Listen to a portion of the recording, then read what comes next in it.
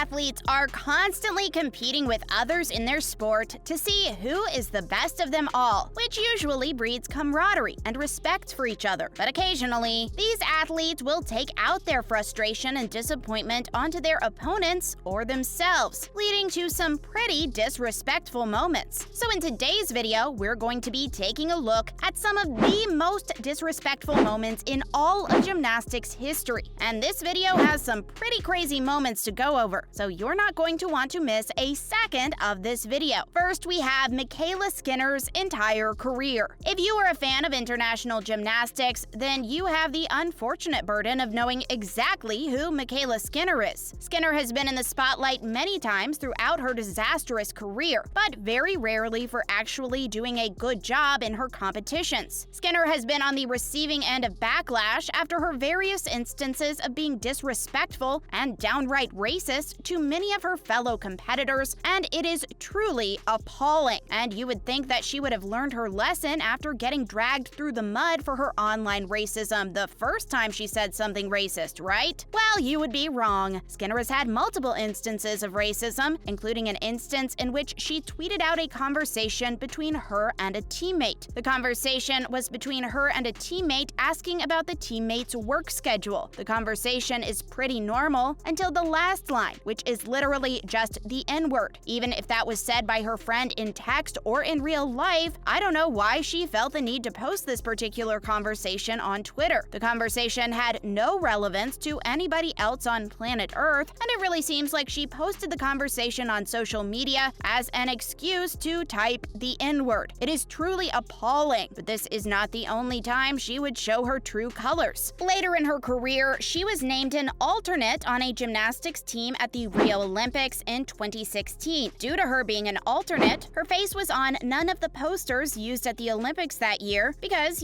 she was an alternate. Anyway, somebody photoshopped her face onto the body of Gabby Douglas and then captioned the picture with an American flag emoji and white girl emoji and a monkey face emoji. Clearly, this was a derogatory caption meant to shame the black athletes in the picture, and MyKayla took it upon herself to retweet the picture with the caption because she is human garbage. I honestly tried to find a more polite way to say that, but that was as polite as I could get for a person like MyKayla Skinner, who is the world's biggest piece of human garbage. Skinner quickly issued an apology tweet, but it was clearly fake and was only meant to save her own butt. It was insincere and hollow, and to make things even worse, Skinner has been caught using the N-word live and in person on Snapchat videos because, of course, she has. Say whatever you want about her gymnastics ability, but Skinner is a bigot and a racist and has no place representing the American people. She's a disgrace to gymnastics and sports in general, and I hope she never competes again. But if you thought she was done with controversy, you are certainly mistaken. Now we have MyKayla Skinner again! So after Skinner had taken the heat for her racist beliefs and had been essentially blacklisted from competing as a pro gymnast, Skinner took it upon herself to get herself back in people's good books and tried to tug on our heartstrings, only to be caught doing it as an act. Skinner took a video of herself in a hospital bed and gown and medical mask in 2020, saying that she had contracted COVID-19. You know, the virus that caused a pandemic by being so contagious and dangerous to immunocompromised people that it completely crippled the American healthcare system. Anyway, she took the video and posted it to social media in hopes that we would all feel bad for her because she caught the novel COVID-19 virus. And while that does suck, and I'm sure was physically difficult for her, she was reported out at multiple public locations during the same time period, meaning that she went out in public knowing for a fact that she had a virus that put her, a pro athlete, in the hospital. Skinner's blatant disregard and lack of respect for the general public was glaringly obvious and landed her in more hot water once again. And if you thought it was over, once again, you're wrong, because ladies and gentlemen, MyKayla Skinner. Skinner tweeted out in 2020, "I don't think US gymnastics have much to worry about. I'd like to see the coronavirus survive through a full floor routine." And then she added a laughing face emoji, because of course, she did. Anyway, this tweet once again caught fire and caused even more people to despise Skinner, and honestly, rightfully so. Her general disrespect toward literally every other human on this planet is so infuriating, and it doesn't even stop at her own teammates. She has been constantly caught liking tweets and other social media posts that are putting down or criticizing her teammates, as if she just forgot or doesn't know know that her social media likes are public.